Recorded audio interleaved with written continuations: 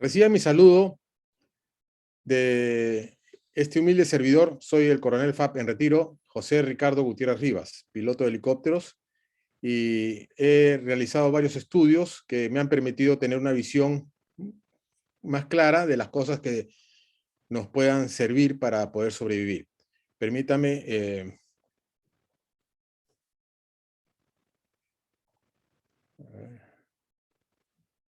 compartir pantalla, ¿no? Soy licencia de piloto 002, defensor calificado de la patria por el Comando Conjunto de las Fuerzas Armadas, consultor aeronáutico, en energías renovables también, consultor en prospectiva estratégica, director de desarrollo sostenible de CONATEP y vicepresidente de CONATEP, que es la Coordinadora Nacional de Transformación Educativa Peruana. Luchamos por tener una mejor educación en nuestro país y en el mundo, por qué no decirlo. Y soy luchador independiente por el futuro del Perú.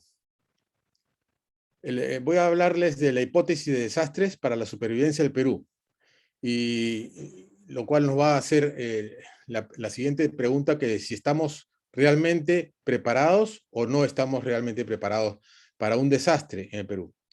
Voy a compartir mi visión prospectiva para afrontar el futuro de nuestro país, para lo cual voy a utilizar una agenda, un pequeño preámbulo, voy a usar unas definiciones pertinentes, marco legal, grandes amenazas en Perú, un listado de las amenazas, el plan de gobierno con prospectiva y resiliencia, la preparación para el cambio, tenemos que prepararnos para el cambio, y los proyectos con desarrollo sostenible que podríamos realizar. Como preámbulo, ya sabemos que la crisis en nuestro país cada vez aumenta más. El problema es que a mayor ignorancia es mayor la pobreza. Si nosotros privilegiamos la ignorancia, vamos a privilegiar la pobreza. Es importante salir de la ignorancia para salir de la pobreza.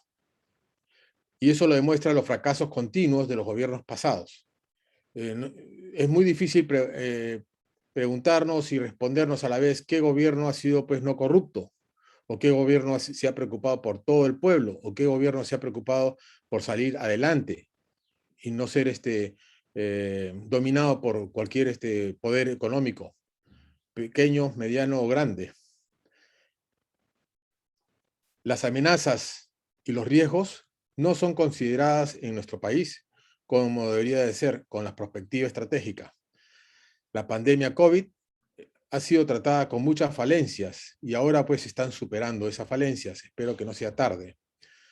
Tenemos también que tener en cuenta algunas herramientas de solución, como la educación integral, que vamos a hablar dentro de poco, la economía del conocimiento y la resiliencia, que esa es una herramienta pues importantísima para poder salir de este gran hoyo en el que estamos metidos, peleándonos unos contra otros. La perspectiva estratégica es lo que nos va a permitir planificar a largo y mediano plazo, para que usar el planeamiento estratégico en todos los sectores y en todos los niveles, ¿no?, de gobierno. Los proyectos con objetivo de desarrollo sostenible son muy importantes porque le dan viabilidad a largo plazo a estos proyectos. Vamos a hablar ahora de la falta de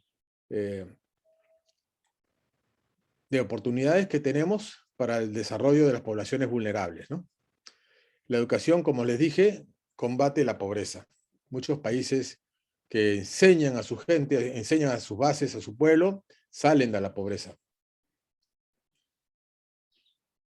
Vamos a ver en Europa cómo usan desde el 16.3, que es Chipre, que es el que gasta más en su porcentaje de PBI, el gasto total del gobierno, y el que menos invierte es 8.1 de su PBI. Y intermedio tenemos a Finlandia con 12.4 de su PBI invertido. Acuérdense que Finlandia es considerado como el país que tiene la mejor educación del mundo. Y Alemania con 11%. Vamos a tomarlos una pequeña referencia para hacer un par de comentarios sobre ellos. Y en Sudamérica, en América Latina, Perú en el 2017 tenía el 3.7% de su PBI. Ahora esperemos que vaya a salir, a subir un poco más el presupuesto, y no solamente que sube el presupuesto, sino que sea bien utilizado, ¿no? Como vamos a ver, un presupuesto depende de su capacidad, de su presupuestal, o sea, la cantidad de dinero que tiene disponible y organizado para su gasto, correcto. Así como la capacidad de gestión. Los que gastan ese dinero tienen que estar bien utilizado. Que no se lleve nada de ese dinero a su bolsillo como suelen hacerlo, ¿no? La capacitación de docentes es muy importante, ya que el docente, como siempre ha sido traído a menos, no ha sido considerado para que mejore, se le puede capacitar a los docentes de las mejores maneras para que sus capacidades puedan aumentar. Y eso va a contribuir enormemente a la mejora de la docencia, a la mejora de la comprensión de los alumnos. La conectividad, que es la que nos acerca hacia los colegios, la que los permite llegar a los colegios, gente que tiene que caminar y subir cerros por muchos trechos, y en la selva tienen que ir por ríos hasta sus colegios. Es bien difícil. Y obviamente la infraestructura es básico, ¿no? Si tú no tienes una buena infraestructura, un techo que te cubra de la lluvia, o unas paredes que te cubran de la intemperie, un lugar donde sentarse, una carpeta, una pizarra, etcétera, los libros, es muy difícil, pues, impartir educación. Veamos cómo le fue a Finlandia, que a pesar de que tenía el puesto número 10 en Europa, con un presupuesto de 12.4 de PBI, apunta a darle a todos los ciudadanos las mismas oportunidades de acceso a la educación, sin importar la edad, el lugar de residencia, situación económica, social, sexo o lengua materna. Todos tienen que ser bien educados. En Alemania, que tiene el puesto 17 y un presupuesto de 11%, a la señora Angela Merkel le hicieron una entrevista y le preguntaron por qué invertía tanto en la educación. Y ella respondió: porque los ignorantes nos cuestan mucho dinero. Es obvio, una persona que no conoce, una persona que ignora los mecanismos para poder salir adelante, obviamente es como un capitán de barco que no sabe conducir el barco porque nunca estudió nada para poderlo hacer. La primera oportunidad lo va a chocar y lo va a hundir, con todos a bordo. Entonces tiene que haber unos requisitos para que las personas que conduzcan diferentes elementos vitales para el gobierno peruano sepan o sean asesorados por gente que sí conozcan tomar las acciones correctas, ¿no? Es muy importante. Veamos lo que hacen en Finlandia y en muchos otros países desarrollados. Ellos hacen la educación integral, que estimula el desarrollo. No solamente aprenden la parte cognitiva, o sea, las matemáticas y qué sé yo, la geografía. Ellos aprenden también la parte emocional. Conocen cómo fortalecer su inteligencia emocional para poder aguantarse sus emociones, y para poder ser razonables en todo lo que hacen. Tienen que estimular su desarrollo físico, que es lo que les permite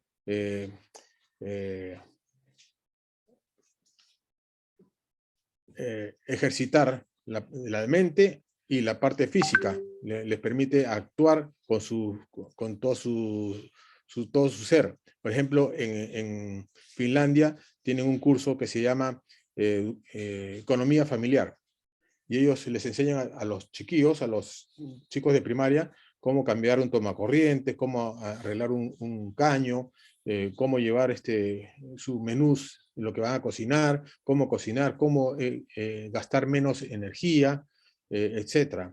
La parte ética y espiritual, amar al prójimo, amarse a sí mismo, no malograr su vida con drogas ni con licor, hacer una vida social buena. En la parte ética espiritual es muy importante, ¿no? Que eso es lo que lo va a sostener al individuo como un ser consciente y bueno. Asimismo, también les enseñan los idiomas y las culturas. los chicos salen de colegio con 5 idiomas bien hablados, tan bien hablados que ni siquiera tienen dejo de extranjero, y lo hablan perfectamente. Todo esto se lleva a largo plazo, orientado a los escolares, y al mediano plazo a los universitarios posgrado y estudiantes de posgrado, ¿no? Es muy importante mantener esa educación integral al largo plazo y al mediano plazo. Asimismo, en países que han desarrollado sus capacidades, se nota que han hecho la economía del conocimiento, en la cual emplean el conocimiento y la información para generar resultados, valores y utilidades. Aumentan increíblemente sus capacidades y los hacen altamente competitivos a nivel mundial, mejorando la conciencia ciudadana, promoviendo la competitividad y formalidad, promoviendo la cultura cívica, promoviendo la cultura de resiliencia.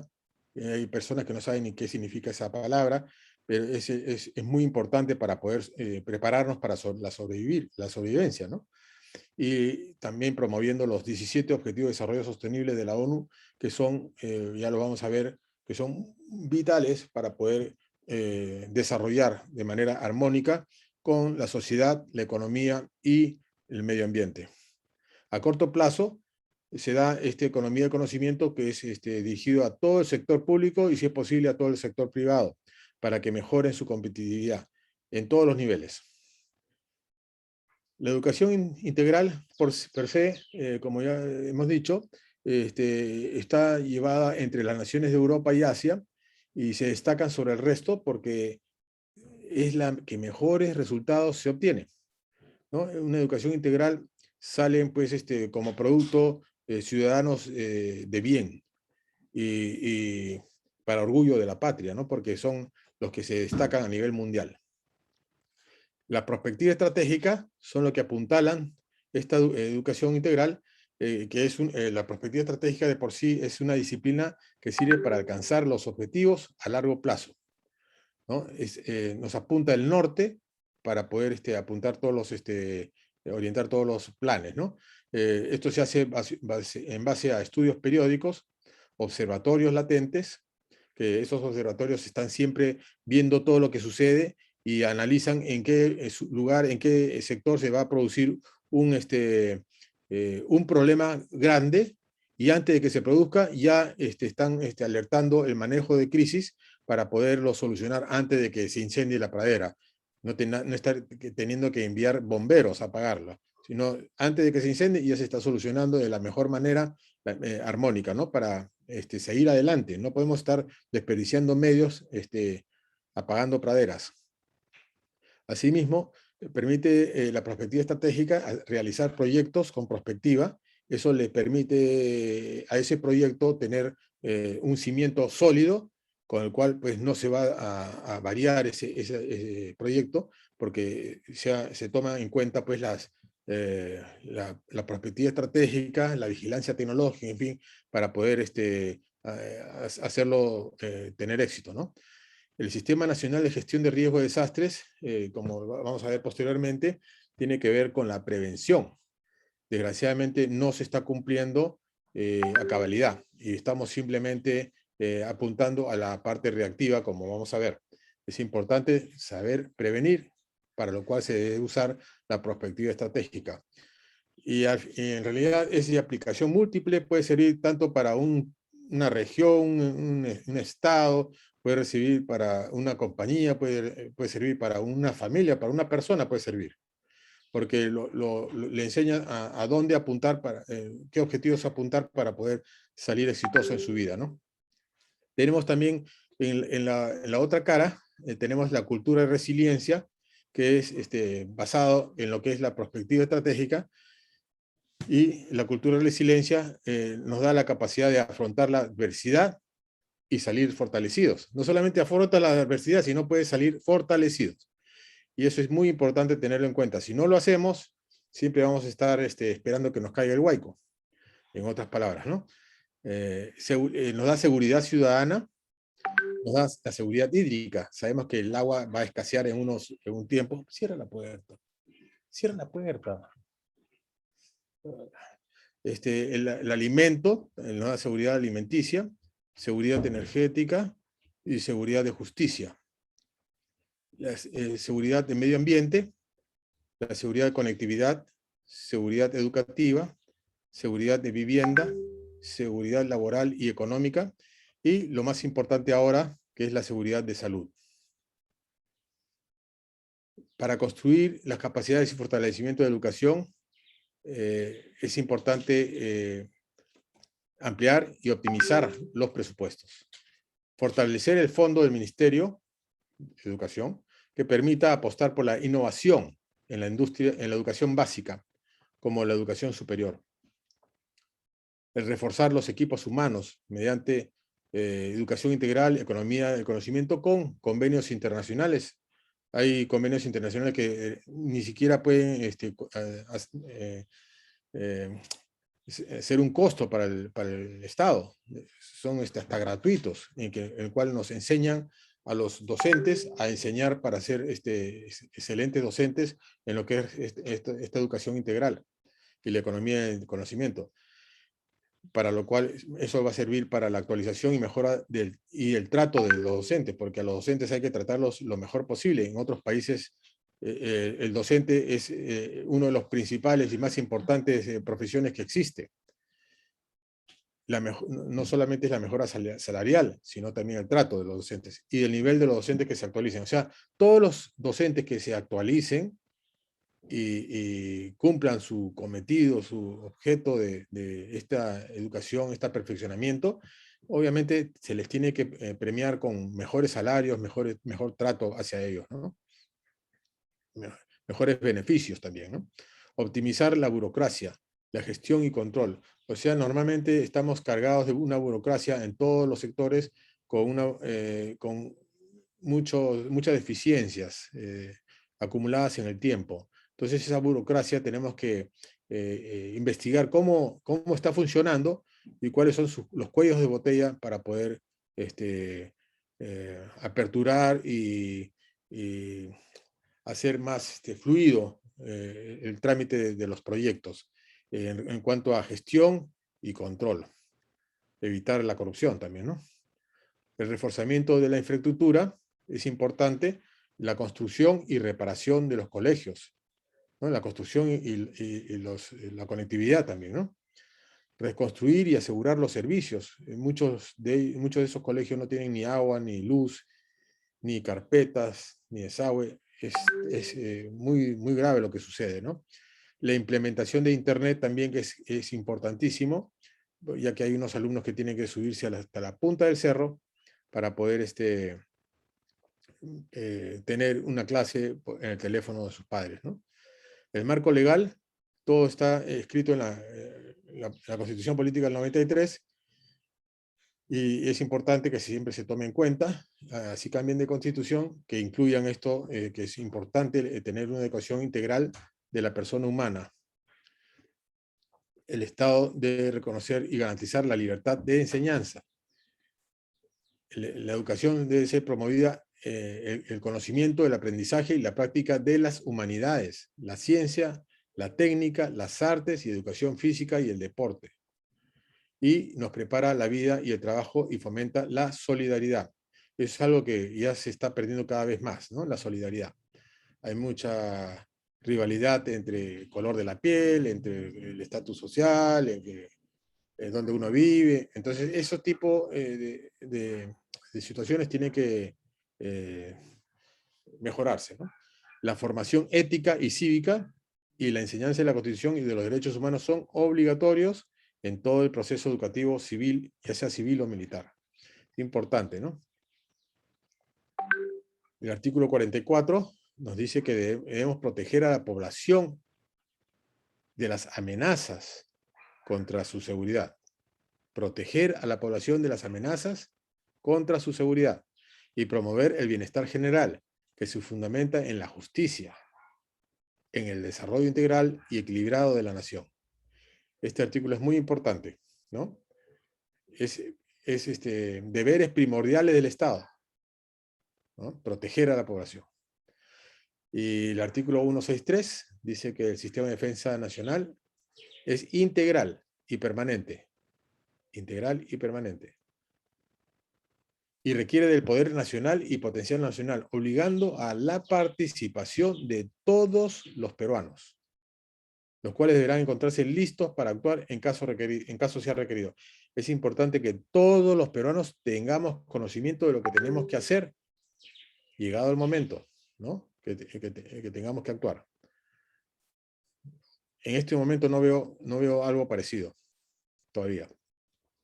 De aquí nos vamos a ver la ley del Sistema Nacional de Gestión de Riesgo de Desastres, la ley 29664, que es primordial para tenerla en cuenta, cumplirla, para poder estar preparados para poder sobrevivir ante las amenazas.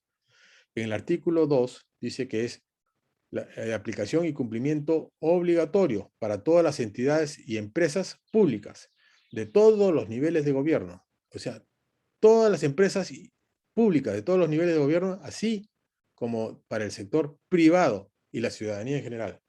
O sea, básicamente no hay nadie que se salve. Todos estamos obligados a cumplir esta ley, todos. Pero hay muy pocas personas, inclusive del gobierno, que desconocen que el sistema SINAGERT es responsabilidad de todos.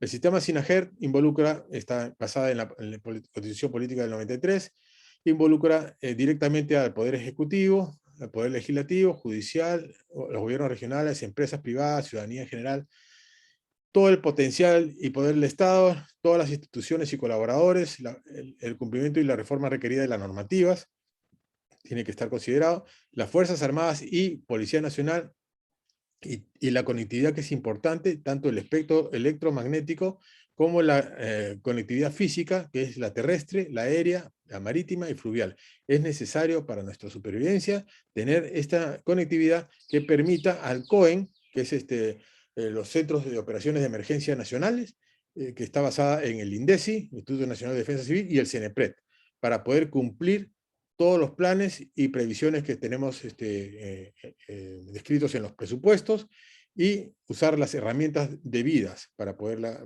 llevar a cabo. Vamos a ver ahora qué significa resiliencia.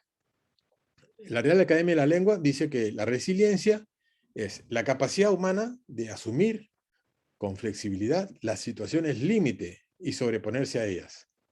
O sea, una amenaza puede ser una situación límite. ¿Cómo sobreponerte a ellas? Es la capacidad de resiliencia que debes tener. Pero hay otra parte, del Prado Psicólogos añade algo más al concepto de resiliencia, que dice: no solo gracias a ella somos capaces de afrontar las crisis o situaciones potencialmente traumáticas, sino que también podemos salir fortalecidos de ellas. O sea, no solamente podemos asumir con flexibilidad las situaciones límite y sobreponernos a ellas, sino también podemos salir fortalecidos de ellas.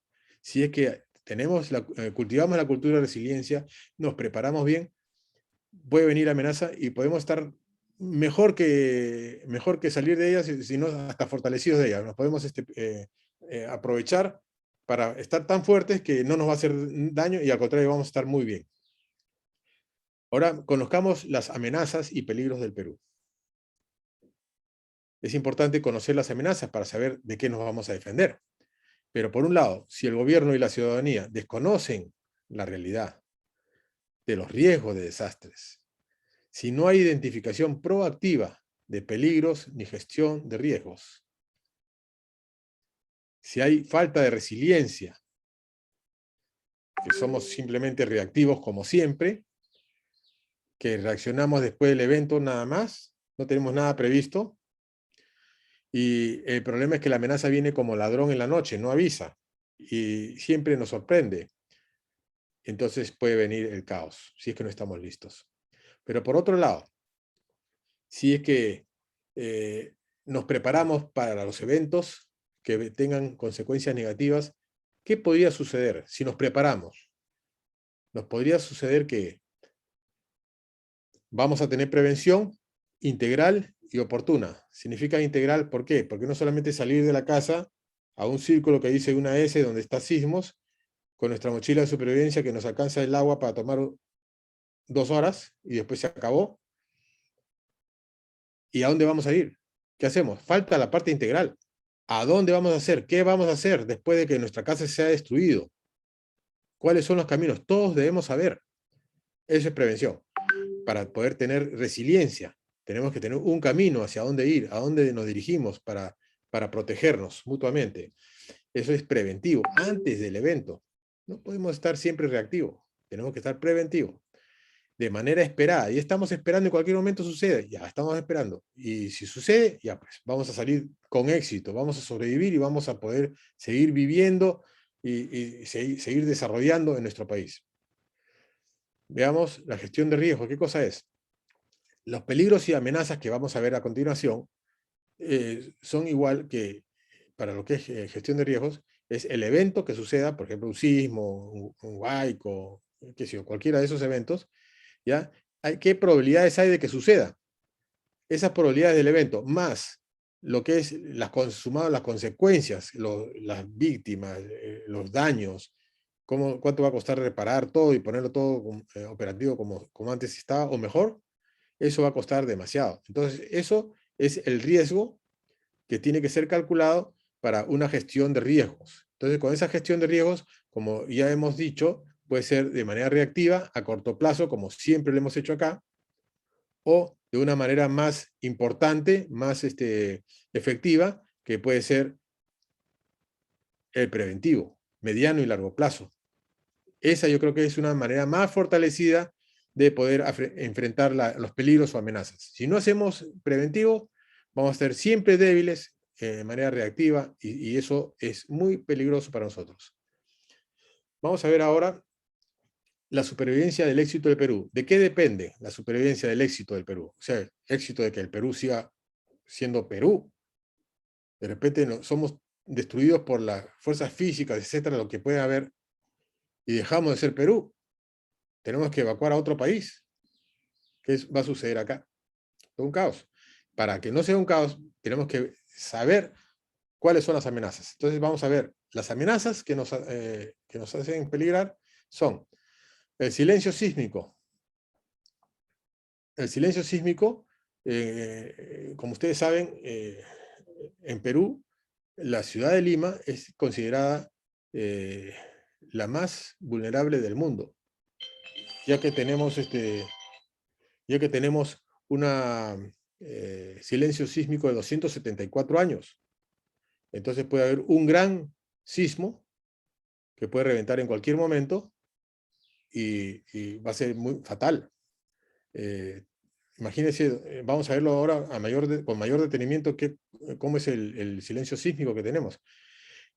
Empezando que Perú está ubicado en el anillo de fuego del Pacífico, ¿no? Este es el anillo de fuego del Pacífico, el Arco Rojo, y nuestras costas, bueno, mira las costas de Norteamérica, Centroamérica, y va hasta Sudamérica. La placa de Nazca abarca gran parte de Latinoamérica, y obviamente abarca todo lo que es Perú y Chile, gran parte de Chile.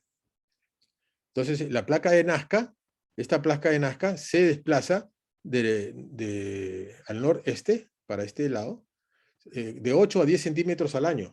Imagínense 274 años, del último desplazamiento fuerte que hubo en la placa Nazca el 28 de octubre del año 1746, ya van 274 años. Este 28 de octubre del 2021 se cumplen 275 años. Entonces, si calculando a 10 centímetros al año, serían casi 27 metros y medio que se debería desplazar de un solo golpe, pero considerando que es una energía tectónica acumulada, el desplazamiento de 27 metros va a ser de repente hasta el doble, puede llegar hasta 50 metros. De donde uno está, moverse 50 metros abajo del subsuelo va a ser una conmoción en la parte de la superficie de la Tierra, donde estamos nosotros viviendo. Entonces esto puede ser muy, muy peligroso. Entonces, Lloyd de Londres lo anunció de que Lima es la ciudad más vulnerable del mundo ante los sismos, ¿no? ¿Qué estamos haciendo al respecto? Imagínense, puede descargar un megasismo o varios con tsunamis, acompañados de tsunamis y erupciones volcánicas, que tenemos una gran cantidad de volcanes acá, se pueden activar. ¿Qué hacemos al respecto? Aparte de conseguir agüita para los del norte, o carpitas para poner en uno u otro lugar. El señor, el doctor Hernando Taveras, también conoce muy bien de esto, es el director del Instituto Geofísico Nacional, y ya ustedes pueden googlearlo en Google, hay muchos sus entrevistas, así como otros destacados geofísicos, ¿no? No voy a ir muy detenido a esta parte, que es, qué es un terremoto y cómo se funciona. Es un movimiento rápido y súbito, muy difícil de predecir, ¿no? Es una liberación agresiva de la energía desde el interior de la Tierra. La falla es el movimiento que ocurre entre las dos capas, ¿no? A lo largo de dos bloques, ¿no? Esa es la falla. Y esto origina también un hipocentro, que es el punto donde la falla ocurre en el primer movimiento o ruptura durante un terremoto, foco. Y el epicentro, que es el punto en la superficie de la Tierra, proyectado directamente al hipocentro, ¿no? Entonces acá se mide la profundidad, latitud y longitud del evento, ¿no? Siempre cuando hay un sismo de estos, se mide así, ¿no? Hay diferentes capacidades destructivas de los sismos en función a las ondas que liberan, ¿no? Hay ondas de volumen, que son las primarias, que son las más rápidas, ¿no? Las primeras que se propagan. Y se propagan así tipo onda de sonido, ¿no? Así, ¿ven cómo se propaga la onda de sonido? Así. Después son más rápidas. Y después vienen las secundarias, las ondas S, que se propagan en tipo cizalla, ¿no? En la dirección perpendicular a la propagación de la perturbación, ¿no? Después vienen las ondas de superficie, que son las ondas LOF, como amor, LOF, que son suaves, y componente se desplazan en forma vertical y se atenúan al llegar a suelo blando, o sea, van bajando de efecto, ¿no? Pero las que sí hay que tenerle muy en cuenta y mucho cuidado es las ondas Rayleigh. Las ondas Rayleigh son también conocidas como movimiento trepidatorio. Esas ondas son las más mortales que puedan haber, que según he conversado con algunos científicos, dicen que este movimiento trepidatorio podría generar una gran destrucción en Lima, si se presenta en Lima, ¿no? Vamos a tener en cuenta que el 80% más o menos de las casas en Lima son altamente vulnerables, y el 80% de 12 millones de personas son 9 millones de personas que podrían ser afectadas, y el resto de personas sobrevivientes, ¿cómo van a salir de Lima? Porque no va a haber agua, alimento, no va a haber energía, salud, no va a haber carreteras, ni combustible, ya que ahora vamos a ver cómo le puede afectar un tsunami a Lima. En el caso de la vulnerabilidad de la Costa Verde, como todo el mundo se para viendo el engaño que siempre hay, de que con unas mallas es suficiente para que no se caigan las piedras. Sí, posiblemente pueden ayudar en algunas piedras que no que caigan, pero a la hora de que si cae pues un pequeño trozo de masa y se desplaza esta masa hacia las pistas, puede caer, como ya hemos visto, ya han caído rocas a los carros, han muerto también algunas personas, algunas veces, y se caen hay estos desplazamientos de masa sin necesidad de terremoto. Imagínense que haya un terremoto. Con estas mallas es un insulto a la inteligencia humana. Mire la cantidad de presión de todas las cuadras llenas de edificios a pocos metros del acantilado.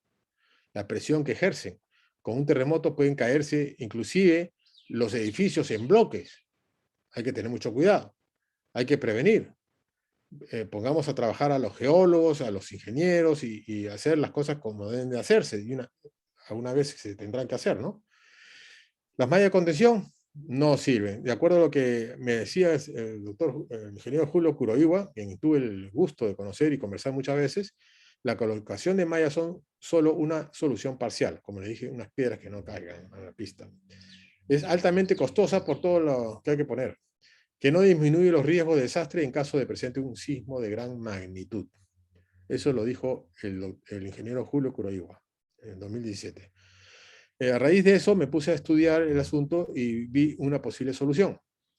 Existe este producto que se llama soplado de concreto o Minecrete, porque por la cuestión de las minas, se utiliza en las minas actualmente en diferentes partes del mundo, que es altamente duradero y altamente confiable. Es un material muy resistente a la intemperie.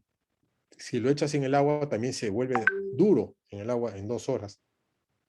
Se puede asegurar con pernos en anclajes y se puede hacer una pared altamente confiable. Miren acá, cómo con una grúa y una góndola están soplando el concreto casi líquido, se podría decir, encima de unas mallas que le dan solidez a esta pared, a este acantilado.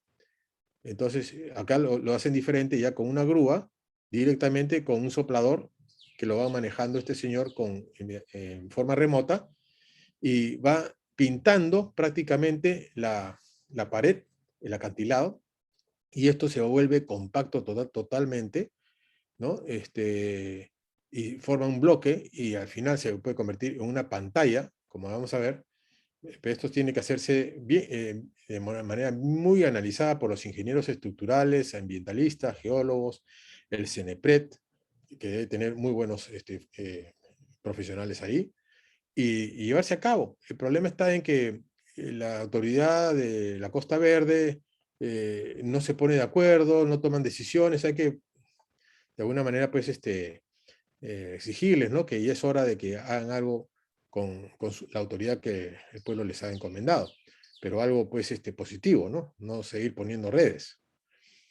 Aquí vemos un mapa de inundación del tsunami del Servicio de Hidrografía y Navegación de la Marina de Guerra de Perú, del área de la refinería Conchán.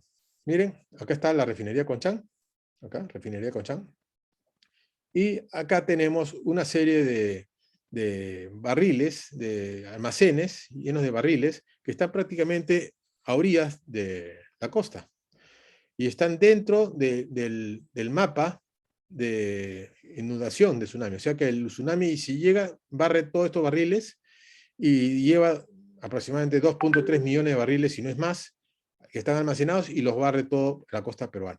Eso significa que mataría la flora y fauna de nuestra costa. ¿Qué esperan las autoridades para poder subir subir estos almacén de tanques y ponerlos en sitios más altos donde no pueda llegar la ola de tsunami? No sé qué esperan, que utilicen la ingeniería y la innovación y la buena voluntad para poderlo hacer. Cambien de actitud pasiva que tienen, ¿no? Acá estoy, una de las tantas reuniones con las que me encontré con el doctor Kuroiwa, y y me hablaba pues de su gran problema que tenía, que nadie lo escuchaba, pues él ha hecho bastantes estudios, eh, conferencias, pero todo queda en muy bien, gracias, felicitaciones, y se acabó. No hay ninguna acción concreta, ¿no? Las casas se caen por cualquier movimiento. Otro tema importantísimo es la vulnerabilidad al cambio climático.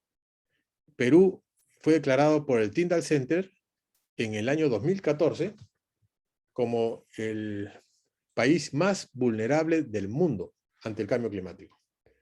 ¿Y qué hacemos al respecto? No creo que estemos haciendo mucho. ¿Por qué somos tan apáticos los peruanos? Aquí vemos el mapa del mundial, y todo esto es la gran vulnerabilidad que tenemos ante el cambio climático. Como ya sabemos, en el año 2014 nos declararon como el más vulnerable, el tercer país más vulnerable del mundo, pero habían países que ni siquiera los habían tocado, ¿no? Como China, Alemania y qué sé yo, otros países más, donde, y el mismo Estados Unidos, tienen unas inundaciones terribles, ¿no? Hay gente que se ahoga con la inundación, se lleva los carros, los aviones, todo lo pone como si fuera, los acumula como tipo basura. Imagínense pues las catástrofes que se pueden hacer. Y acá Bien, gracias. No soy padre, estamos todavía sin actuar de forma efectiva para poder salvar nuestro querido país, nuestros queridos conciudadanos, compatriotas, ¿no? La vulnerabilidad climática, acuérdense que es el grado de susceptibilidad de un territorio que varía según su exposición, sensibilidad y capacidad adaptativa al cambio climático. El clima es muy variable. En cualquier momento se presenta, ya vimos el 23 de junio, si no se acuerdan, hubo una tormenta con rayos y truenos acá en Lima. Hace poco ha habido, ahora pues un par de semanas, cayó granizada en Brasil. De todo puede suceder. Entonces tenemos que estar preparados a todos estos cambios que puedan venir y ayudar pues a la gente más vulnerable que se lo merece, pues son peruanos así como todos nosotros. Los fenómenos climatológicos por el efecto invernadero, ya saben, son las sequías, los incendios, que eso es, vamos a ver, el cambio invernadero también, y esto acá está sumado también a todo está sumado a la falta de la acción humana en la parte proactiva, ¿no? Preventiva. Acá en las sequías faltó la siembra y cosecha de aguas de los ríos que se van siempre al mar. En los incendios, está bien, hay sequedad, qué sé yo, tiene que haber una tala responsable para no tener los árboles muy cerca y no hacer ningún tipo de fogatas. Cambiarle la mentalidad a los aldeanos para no estar quemando las hierbas para poder, es más fácil para poder sembrar. Hay que cambiarles la mentalidad, hacerlos progresar de esa manera. Más cuesta hacerlos, pagar esos incendios. Los de hielo ya sabemos cómo están. Estamos perdiendo glaciares, o sea que en cualquier momento dejamos de tener agua en nuestros ríos. Las aguas del océano están subiendo. Es peligroso eso. Miren cómo está, eso ya lo hemos visto, no es algo desconocido para nosotros, lo hemos visto muchas veces en Matucana, en la selva también lo hemos visto muchas veces. Estas inundaciones son catastróficas y las siempre estas fenómenos de efectos de friaje que no solamente vienen en la sierra, sino también en la selva, ¿no? Y nunca estamos preparados como debe ser. Ahora, yo creo que si pensamos un poco, podemos dar trabajo a mucha gente y podemos darle unas viviendas a los que viven en las punas, a los que viven en lugares donde hay sequía y en los que viven en los lugares donde hay inundaciones. Tenemos que trabajar mucho en eso. Actuemos. Miren, acá hay una población que reunió palos, todo lo que había en el camino se lo llevó el agua y los carros son como un pedazo de piedra más, de madera más. En otros países también hay hasta aviones ahí. Esto sucedió en Alemania hace poco. 161 fallecidos, este es un pueblo, ¿no? Han habido varios pueblos. Este es en un pueblo que murieron 161 y 165.000 personas sin energía eléctrica. Se arrasó con todo. Entonces tenemos que estar preparados. Acá les voy a presentar un cuadro que es de lo que está pasando a nivel mundial en la historia de la humanidad. Hace millones de años, en la era del Pleistoceno, 2 millones de años más o menos, que ha durado, las temperaturas subían y bajaban demasiado, 15, 20 grados, 30 grados para abajo, 30 grados para arriba, así. Era una forma que no permitía que la población humana se desarrolle en pueblos. Vivían en cavernas, qué sé yo. Ahí vino la primera migración humana de África, ¿no? Después vinieron, en esta época, vinieron los aborígenes que llegaron a Australia, y después vinieron la migración humana del sur de Asia, ¿no? A Europa. Y eso fue lo que es la época del Pleistoceno. Acá empezó a ponerse más el clima, la temperatura, empezó a hacerse medio grado para arriba, 1 grado para abajo, así, medios grados, 1 grado más y menos. Entonces, eso sí, hubo una época de un clima más, ¿cómo se puede decir?, estable, que permitió, hace 11.750 años aproximadamente, que el planeta estabilice la temperatura y permita la vida civilizada, como a un mundo moderno tal como lo conocemos, ¿no? Esto inició las grandes civilizaciones en Grecia, Roma, como ya lo conocemos, en diferentes lugares del mundo, y permitió pues, obtener agua, alimento y aire para respirar, porque antes era muy difícil. Y se inició el crecimiento demográfico y sus necesidades. Ahora, ¿qué pasó? Como ven acá, el Pleistoceno, 2 millones de años, ya dejamos el Holoceno, ya lo dejamos, en el año 1800. ¿Por qué? Porque y ahora estamos ya en la época, en la era del Antropoceno, que es antro, viene del ser humano. En el año 1800 dejamos el Holoceno para volvernos Antropoceno. Hemos creado nuestra propia era geológica, porque el ser humano ya es el que actúa directamente sobre las acciones del cambio, y somos los impulsores de lo que sucede en la Tierra, ¿no? Miren cómo estamos impulsando con la industria, con los desechos, con los plásticos y las más agentes contaminantes en los mares, en los ríos, en los lagos. Estamos destruyendo nuestro planeta por sacar oro para ser más ricos. Algunos, pocos, se adueñan de todo esto y destruyen la naturaleza, ¿no? Esto ha traído la destrucción también de repercusiones fuertes a los seres humanos, eh, eh, con respecto al clima y la biodiversidad. Se estaban muriendo muchas especies. Hay especies ya que están extintas, ya no van a regresar más. Y hay una acumulación muy agresiva de gases de efecto invernadero y daños irreversibles ocasionados por el consumo excesivo de recursos naturales. Entonces, estamos perdiendo ya los recursos naturales. Por ejemplo, miren este nativo en Brasil, que fue asesinado porque estaba defendiendo que los taladores de bosques ilegales destruyan el área donde ellos vivían. Lo mataron. Y han matado a muchos indígenas. Están pidiendo nuestro apoyo. ¿Y qué se hace al respecto? Nada, miren lo que ha pasado acá en Brasil. La deforestación aumentó hasta el 43%, ¿no? Que son cerca de 581 kilómetros cuadrados con respecto al mismo mes del 2020. Miren lo que pasó en el 2021. Ya tenía 46%. En una parte selva, acá hay una carretera, y acá está todo lo que deforestaron para hacer sus cultivos de soya. Y como el monocultivo malogra la tierra, la calidad de la tierra, se queda como un desierto. Y vuelven a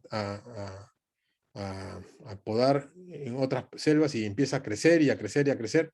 La deforestación es terrible. Y eso nos perjudica a todos. No solo porque nos quitan la madera de manera ilegal, sino porque en lugar de que el bosque sea la productora de oxígeno, en lugar de eso, nos quita la posibilidad de absorber el dióxido de carbono como era antes. Ahora el mismo bosque, por tantos incendios que hay, para poder deforestar rápidamente, está produciendo más dióxido de carbono que lo que antes eh, absorbía, ¿no? Entonces, o sea, se emite más CO2, dióxido de carbono, del que absorben. Antes absorbía, ahora ya no. Ahora el mismo bosque está emitiendo más dióxido de carbono. Entonces ya hay que parar esta agresión a nuestro planeta. Aquí podemos ver de que han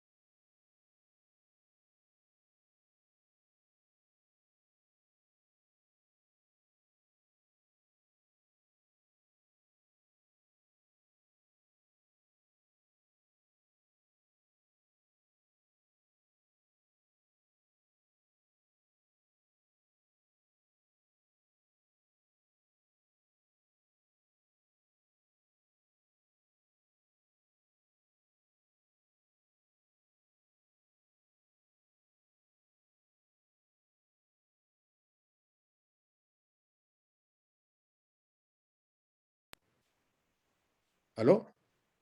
Ya, entonces el agotamiento del ozono estratosférico también es un gran peligro. Carga de aerosoles, que son todo lo que está permitiendo las lluvias ácidas, ¿no? Y está al costado de la acidificación de los océanos. La acidificación de los océanos está produciendo que se muera el coral, que se mueran especies y que algunos océanos muera su flora y fauna. Entonces, eso va a repercutir en la vida humana.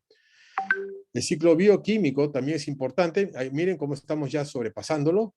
El uso de agua dulce, el cambio del sistema de tierras, todo esto, los rápidos avances de la tecnología y el gran crecimiento demográfico están causando el rompimiento de estos límites. Y ya somos el primer agente geomorfológico del planeta moviendo más tierra y sedimentos que ningún proceso natural en la historia, ¿no? Está cambiando el clima de manera rápida y agresiva, que no nos llame la atención, cualquier cosa puede pasar y no estamos preparados. Depende no del planeta, sino de nosotros mismos. Eso hay que tenerlo bien en nuestras cabezas y hay que difundirlo. La necesidad de crear conciencia en la ciudadanía, especialmente las autoridades y empresarios. Estamos debilitando la estabilidad y la habilidad del planeta para permitir la vida humana y la flora y fauna. La contaminación química de los campos de cultivo, agua y tierra, es la lluvia ácida que impacta el aire, tierra y mar, y todos los lechos hídricos, el impacto negativo de agentes polinizadores. Estamos cultivando de tal manera que para que no hayan plagas, le echan químicos, insecticidas, químicos a los fertilizantes, insecticidas a las plantas, y obviamente pues esos insecticidas son veneno para las abejas y para los agentes polinizadores como las aves también, ¿no? Entonces, si no hay abejas que polinizan y aves que polinizan, no hay cosecha. Entonces, ¿qué estamos haciendo? Nos estamos suicidando. El envenenamiento del ser humano con metales pesados y agentes químicos peligrosos es terrible. Acá les pongo Romper los límites, la ciencia de nuestro planeta en Netflix es fabuloso. Yo lo he visto como 5 veces y no dejo de verla porque cada vez descubro más cosas ahí importantes que hay que tener en cuenta. Bueno, acá veamos la tercera vulnerabilidad, la amenaza, que es el error humano. Por tener una educación deficiente, creamos egoísmo y conciencia cívica generalizada, desorden, informalidad, indisciplina, corrupción, mediocridad, atraso y políticas depredadoras de la libertad, que no permiten hacer un plan de gobierno integral como debería hacerse, ¿no? Debemos promover proyectos enmarcados en los objetivos nacionales. Tenemos que tener objetivos nacionales. Tenemos que usar la perspectiva estratégica para poder hacer los planes. Cultura de resiliencia y la ley de SINAGER, que es importantísimo, que tenga también en cuenta los proyectos enmarcados en los objetivos de desarrollo sostenible, como lo vamos a ver ahora. Los desastres producidos por el hombre, la ignorancia, el egoísmo, corrupción, ya lo conocemos de memoria todo esto, y mucha apatía, ¿no?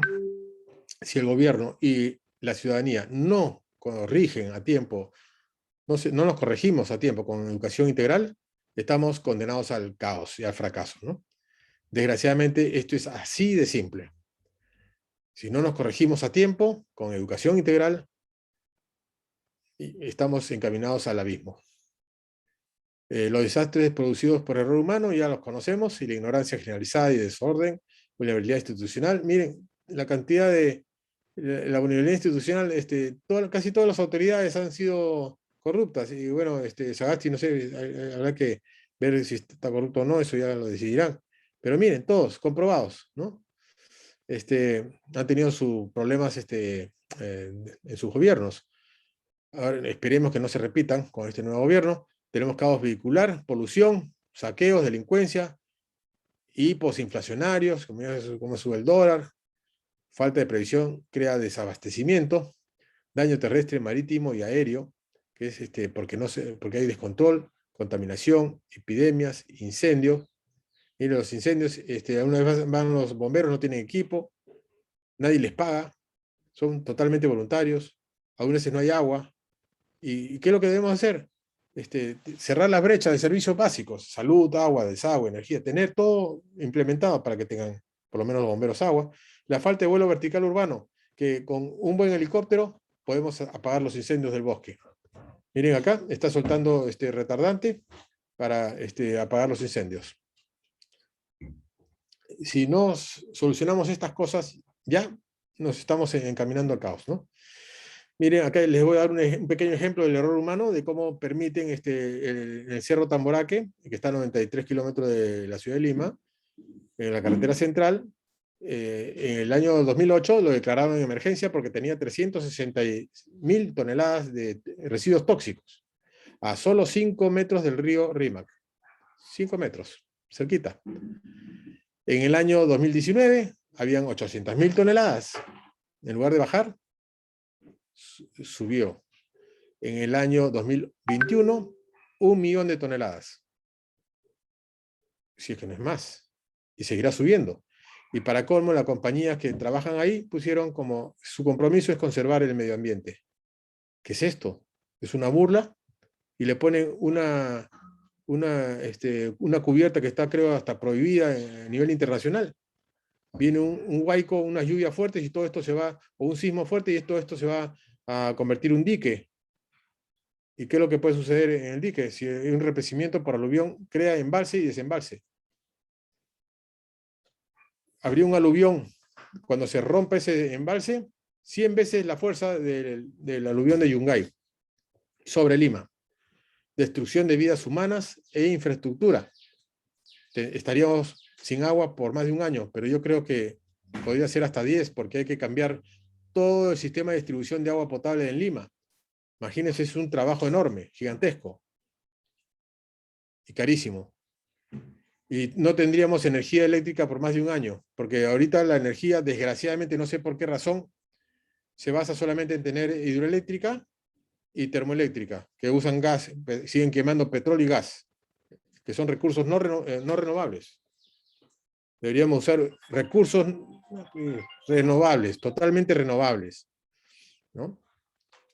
Estos relaves tóxicos generarían pues, envenenamiento de las capas freáticas, napas freáticas, envenenamiento de la flora y fauna de la costa peruana. Sería un caos. O sea, ¿cómo permitimos esto? Esto acá me lo enseñó el ingeniero de la UNI, Óscar Cáceres López, que es un abnegado ingeniero que hizo unos reportes, unos estudios, investigación muy importantes que conllevaron a tener toda esta información. Y hay aún mucho más. Pero esperemos que le hagan caso. Hay plomo, cromo, mercurio, cadmio, arsénico y empaste de amalgamas. Imagínense en estos relaves mineros. Estamos acá viendo el mapa. De acá saldría pues la aluvión hacia el Callao, por el Rímac, ¿no? Y se iría pues por nuestro mar. Aparte de, este solamente es un ejemplo, un pequeño ejemplo de uno de los como 8.000 y pico, o casi 10.000 relaves mineros legales. Pero aparte, hay minería informal, que es mucho más, minería ilegal, peor, pequeña minería y minería artesanal, con un inventario totalmente desconocido, inundando estos relaves por todas las cuencas de nuestro territorio nacional, ¿no?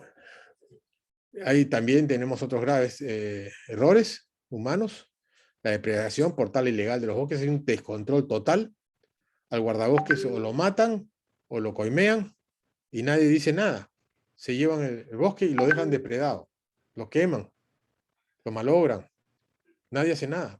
El narcotráfico produce contaminación de ríos y seres humanos. La mala cultura y acumulación de basura en tierra, ríos y mar. No solamente por las poblaciones, industrias irresponsables, sino también hasta por los mismos autoridades que nos gobiernan y mandan sus camiones de basura a los ríos y al mar. Fíjense ahí la costa, cómo está, llena de plásticos. ¿Y quién hace algo? Nadie.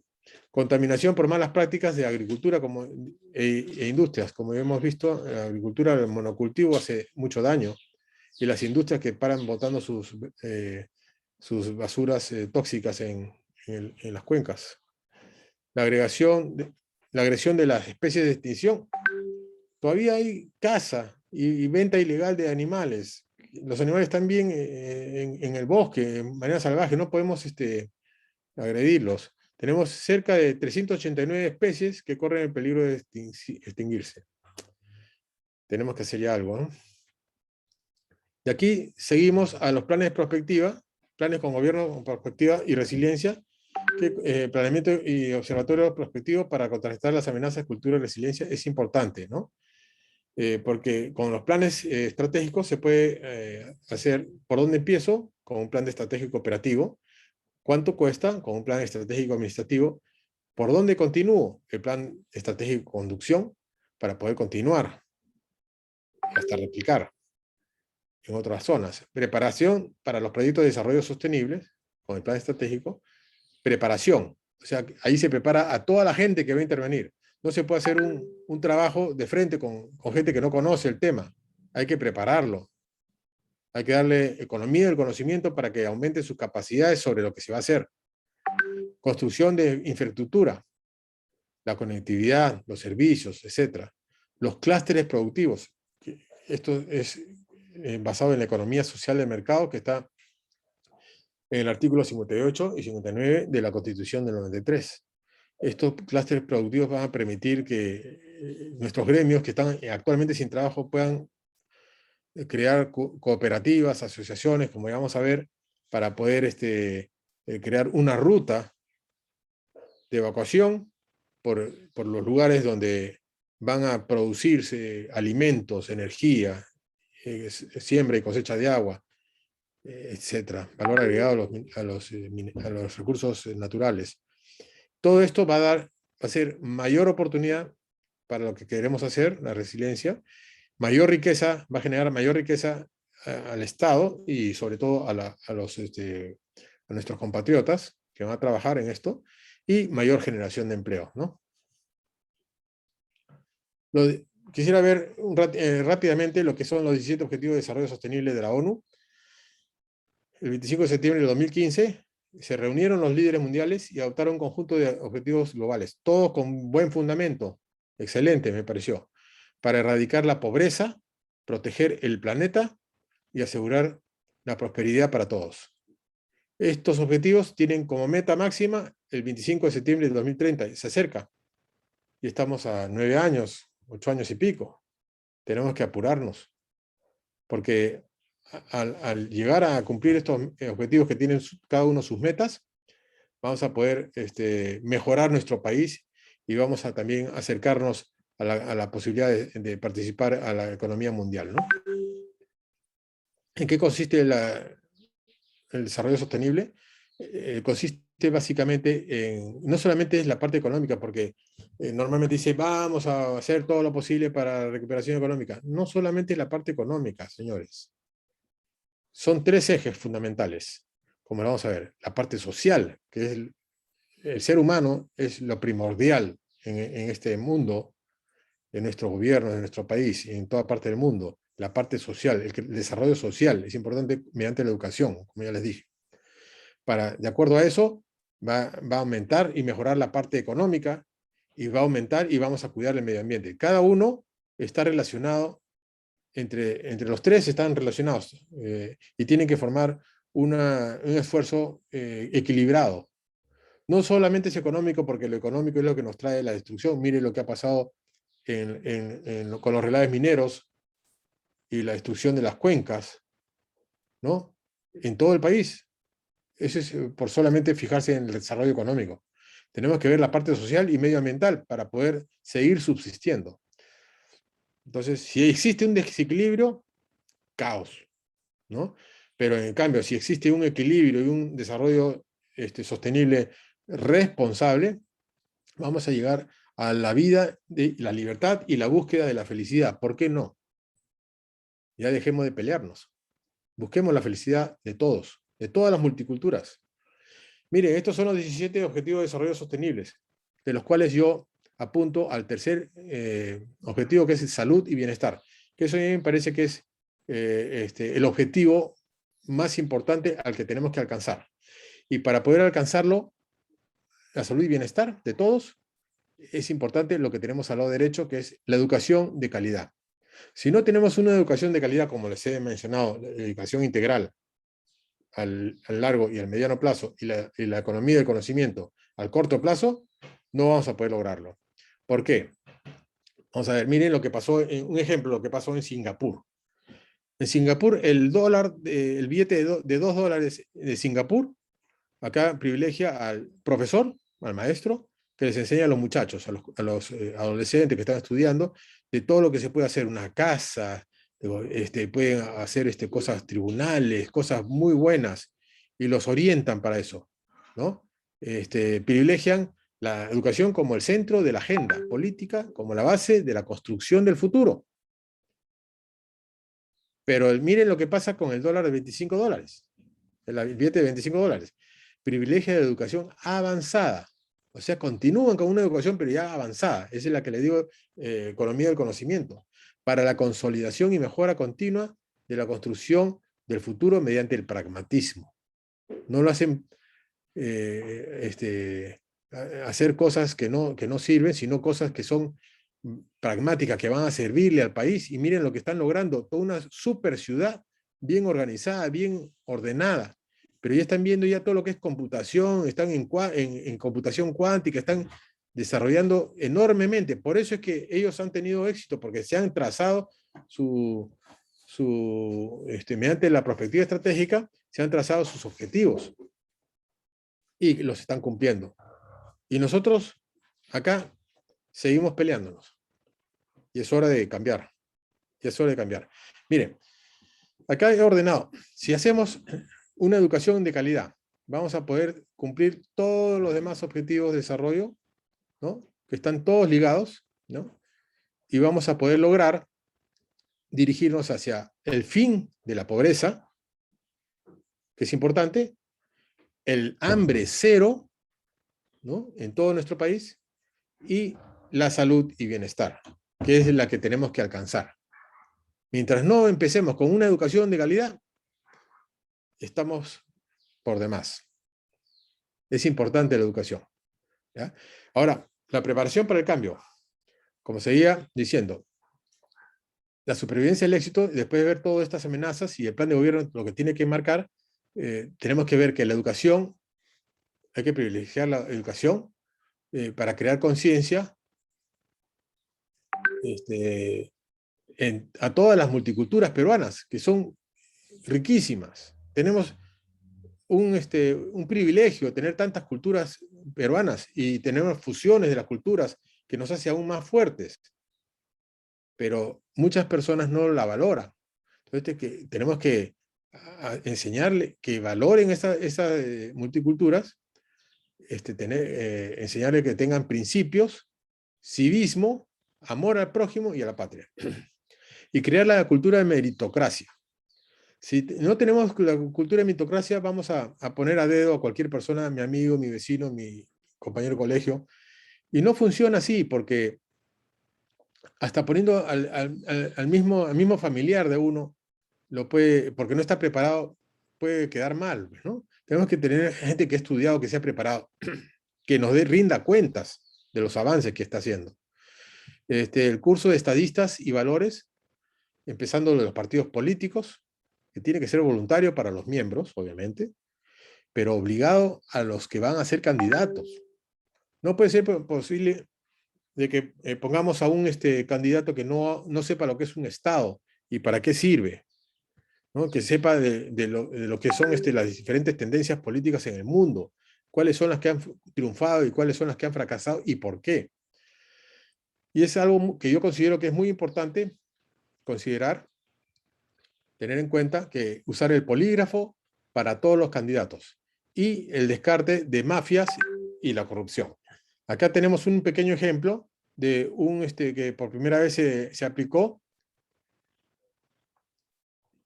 la prueba de polígrafo a cientos de postulantes de la policía. Más de 500 postulantes fueron sometidos a esta prueba por disposición del ministro de Interior en el año 2019. Y fue una excelente acción porque tuvo excelentes resultados. Se pudo medir en la capacidad de actitud, de probidad del postulante. Si nosotros vamos a tener una persona que va a conducir un barco, por lo menos tenemos que saber de que la persona está preparada para conducirlo, que sabe la ingeniería, la funcionabilidad del barco, las rutas que tiene que hacer, todos los sistemas, saber cómo leer los sistemas. Pero no lo podemos poner a una persona que simplemente le gusta viajar en barco para conducir el barco, porque obviamente todos los pasajeros que están ahí atrás corren peligro de muerte, ¿no? O sea, la cosa es seria, no es una broma la política. La cosa es muy seria.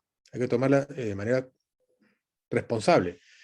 A corto plazo, como les dije, preparar a los docentes, profesionales, técnicos, empresarios, para dar valor agregado a los recursos naturales, como ya vamos a ver. ¿Qué es lo que nos va a sacar de la pobreza? El mediano plazo, a los universitarios, para que aprendan a identificar las amenazas, deberes, conciencia patriota y oportunidades de desarrollo, dándole sanciones y premios a los mejores premios, reconocimientos, y a los que no hagan las cosas bien, reprimendas o sanciones. A largo plazo, ya como les dije, a los estudiantes de colegio y academias, para identificar las amenazas, conciencias cívicas y oportunidades vocacionales. Desde chiquito ya deben saber eso. ¿Por qué no? Con la mejora de la capacidad ciudadana y de los partidos políticos se permitiría compartir la conciencia requerida para desarrollarnos y sobrevivir ante los posibles desastres producidos por las amenazas, con las debidas herramientas de prospectiva y los 17 Objetivos de Desarrollo Sostenibles, podremos construir nuestro futuro deseado.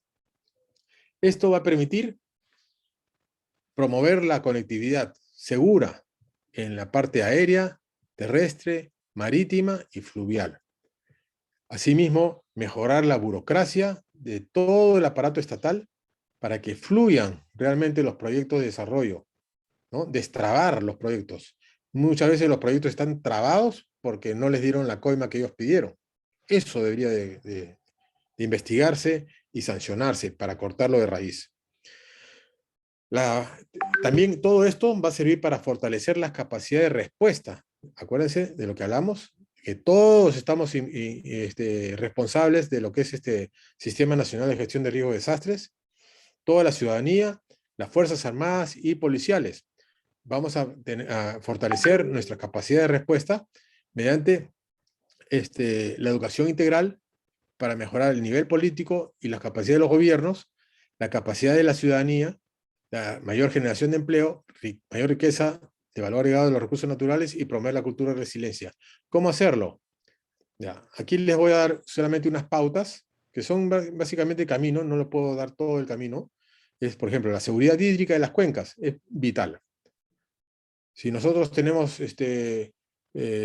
relaves mineros altamente tóxicos por todas las cuencas, tenemos que identificarlas y empezar a trabajar en ellas. ¿Y cómo hacer eso? Mediante la formación de equipos de remediación de relaves. De ahí se obtiene material de construcción, como ya vamos a ver posteriormente. Los equipos de remediación de relaves van a permitir construir sus casas para poder trabajar ahí, y todas esas casas van a formar ciudades en zonas descentralizadas. Y esos equipos los podemos sacar de acá de Lima, sobre todo, para descongestionar Lima, porque estamos cargados con 12 millones o más de habitantes. Entonces, un sitio que es altamente vulnerable a los sismos. Es el primero en el mundo, entonces no podemos permitir eso. Tenemos que empezar ya a evacuar la ciudad de Lima. Con estos material de construcción vamos a poder construir la infraestructura para la conectividad, ¿no? Para hacer trenes, carreteras longitudinales o de penetración, de acuerdo a cómo se requieran. Y todas estas carreteras o trenes van a unir los centros de producción, ya sea producción industrial, ya sea alimenticia, energía, siembra y cosecha de agua, valor agregado a los recursos naturales, etc. Hay mucho por hacer, hay mucho trabajo por hacer. Simplemente tenemos que organizarnos, planificar y actuar. Usamos la innovación I+I, que es importante para poder hacer los clústeres de producción. En este caso le estoy diciendo alimentos, invernaderos, piscigranjas, frutales. ¿Invernaderos para qué? Porque actualmente en el mundo hay una gran demanda de alimentos. Porque ya no quieren alimentos que estén contaminados con tóxicos. Y pagan muy bien por los alimentos de invernadero, que no solamente tienen alta producción, mucho más alta que la siembra normal al campo abierto, y aparte que economizan el agua, porque hacen economía hídrica circular, sino que también la calidad del producto es increíble. Es muy buena, muy alta. Entonces entra a los mercados más difíciles de poder ingresar. Estos alimentos de invernaderos con piscigranjas, con peces y crustáceos que no tengan microplástico, eso ya es bastante decir. Es la comida del futuro.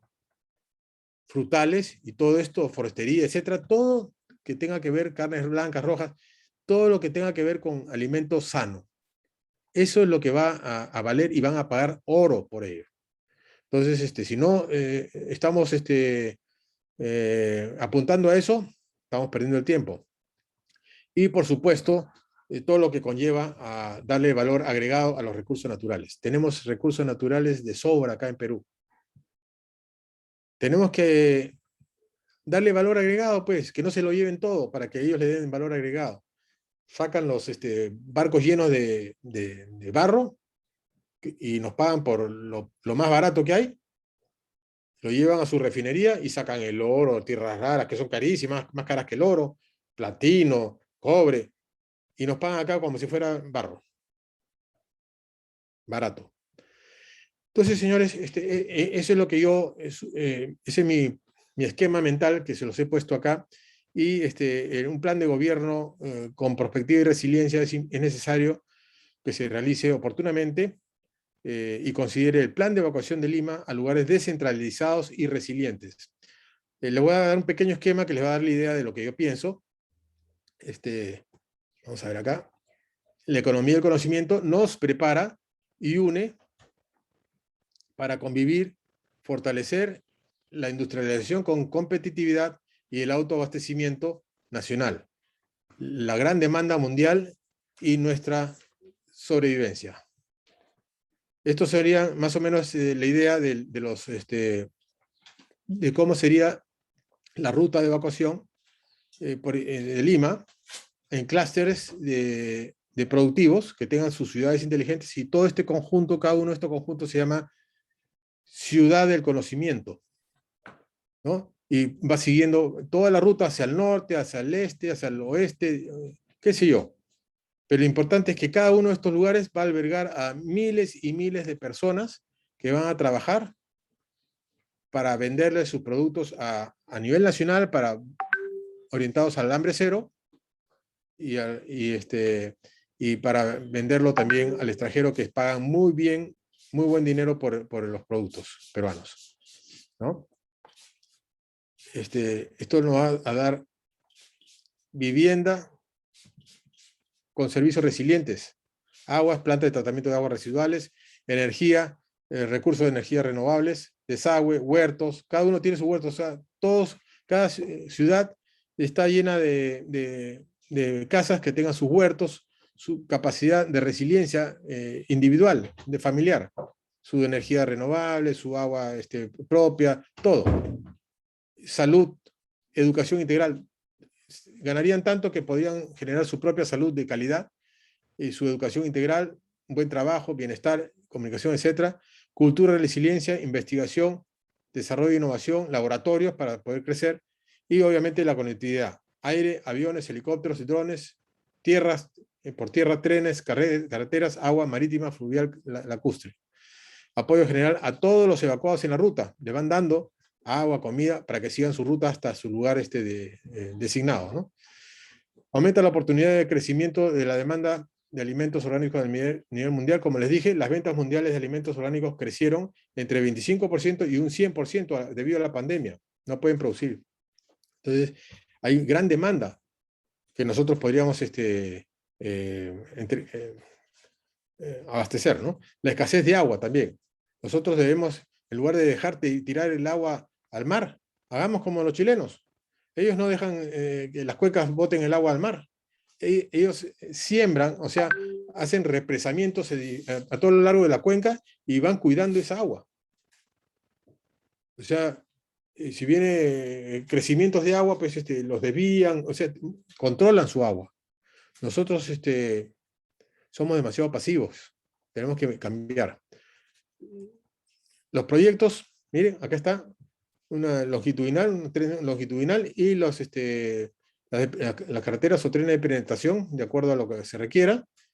Esto ya está diseñado. Tenemos hasta un proyecto que lo hizo un amigo en Europa, con su dinero, gastó 2 millones de euros de su empresa, y que fue aprobado acá en Perú, se puede aprovechar para hacerlo.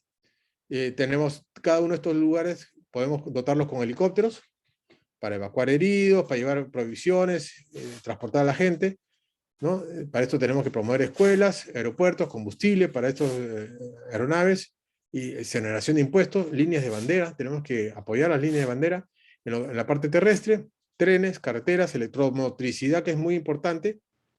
Teniendo litio debemos usarlo, terrapuertos, educación vial. En la parte acuática, que antes teníamos hasta nuestra marina mercante y no sé por qué la han desaparecido. Podemos reconstruirla. Construcción de puertos, mejorar puertos, promover astilleros, marina mercante, ¿por qué no? Cadena de frío y las escuelas de marina mercante, ¿no? Que les enseñen a conducir los barcos. En el Internet, la red dorsal de fibra óptica, tenemos que aumentar ya, empezar a usarla. Estamos 3.8%, aumentar eso. Implementar el IPv6, actualmente tenemos el IPv4, que ya dentro de poco va a ser obsoleto. Tenemos que modernizar nuestro Internet. Y bajo el marco de la economía del conocimiento, como ya le dije, pues asegurando la parte hídrica, alimenticia, salud, etc. Mediante una minería responsable, de acá se pueden sacar minerales y químicos. En los equipos de remediación de relaves, y hay otros países que lo hacen, recuperan el mineral que no se llegó a sacar, y los químicos se pueden volver a usar. La arena fina y gruesa, que sirven para construcción, se pueden obtener ladrillos ecotecnológicos, que no necesitan horno para cocinarlos, sino con 28 días al secano, alcanzan su máxima dureza operativa. Y lo que sobra son fertilizantes. O sea, no queda nada de los relaves. O sea, de esa manera eliminaríamos estas amenazas latentes que tenemos. Y obviamente, pues, algo que sería importante para nuestro país, la formalización de la minería informal, pequeña minería y artesanal. ¿Y por qué no la ilegal también? Con esto vamos a generar empleo, infraestructura, y recuperamos la inversión, liberamos la continuación y damos sostenibilidad a nuestro país. Los alimentos perecibles y no perecibles tendríamos sin contaminación, como ya les dije, el valor agregado a los recursos naturales y arqueológicos. Acá podríamos estar construyendo los autos eléctricos a nivel mundial. ¿Y qué hacemos? ¿Regalamos nuestras minas? No, no debemos hacer eso. Este es un pequeño ejemplo de lo que son las piscigranjas, y usando la tecnología moderna al servicio de la seguridad alimentaria del Perú. Miren lo que pasó en España, la perla de España, empezó con una carpa y ahora, miren, son miles de hectáreas. Ellos exportan su agricultura de invernadero por todo el mundo, usando energía renovable, ¿no? Las RERs. El Perú podría convertirse en la gran despensa orgánica del planeta. Cuestión de decisión y actitud. En el mundo, geopolíticamente, ocupamos un lugar privilegiado. Podemos conectarnos con el Pacífico y el Atlántico, por intermedio del Amazonas. Debemos aprender a valorar lo que tenemos, riquezas naturales, microclimas, biodiversidad, y tenemos que no solamente valorar, sino proteger. la riqueza multicultural, los valores tradicionales y ancestrales. Yo soy de la idea que deberíamos hacer una alianza posterior estratégica con Brasil, para no tener problemas en el frente externo. Y me permito hacer unos escenarios futuribles de los ejes de incertidumbre de Peter Schwartz, el cual, el escenario malo, si no hacemos nada, o sea, hablo y nadie me escucha y nadie hace nada, puede ocurrir esto. Viene el silencio sísmico, destroza todo, cambio climático también destroza, error humano, país centralizado, seguimos centralizados, nadie saca a nadie de Lima, sin seguridad alimenticia, hídrica, energética, caos general. Escenario malo. Escenario regular, si hacemos algo, se hace las cosas regulares, o sea, mayor previsión, sí, pues, acá tenemos techos con celdas fotovoltaicas que generan electricidad rural, apoyo a proyectos, mejora ligera de la política, ligera, no un cambio radical. El escenario bueno, hay desarrollo sostenible, hay cultura de resiliencia, generación de empleo, recuperación de la cultura andina y selvática, industria sin chimeneas, que es el turismo, pero entre el 40 y 60%. Es un escenario bueno, que se puede conseguir. Y un escenario optimista es ya apuntando al máximo, al 100%. Adopción de la educación integral, visión geopolítica, desarrollo sostenible, resiliencia, reconquista nacional, descentralización efectiva, aumenta el emprendimiento, la formalización, la generación de empleo, tecnología, industrias sin chimeneas, las energías renovables. Actualmente tenemos, está prohibido pasar el 5% de las energías renovables. Es un pecado. Hay países que tienen el 100% y ahorran mucho de energía. Y nosotros dándole comer a los dueños de las hidroeléctricas o que generan energía quemando combustibles todavía. Entonces, con este escenario optimista, podríamos tener resiliencia, convertirnos en Perú, despensa orgánica nacional del mundo, y creo que estaríamos con capacidad de sobrevivir, si Dios lo permite. Muchas gracias por su amable atención. Acá aparezco volando yo unos helicópteros pequeños, hace muchos años, y les sugiero a ustedes que recapaciten, que puedan ver de nuevo estas charlas. Acá tienen mis datos, a ver, mis datos, con los cuales se pueden contactar conmigo y con todo gusto para poderlos apoyar. Yo no estoy buscando ningún puesto, pero sí estoy buscando poder apoyar a las personas que han han designado en diferentes puestos de gran responsabilidad para gobernarnos, y sí deseo mis mejores deseos de éxito, y cuenten con muchos profesionales que así como yo luchamos y damos todo por nuestro país. Muchas gracias.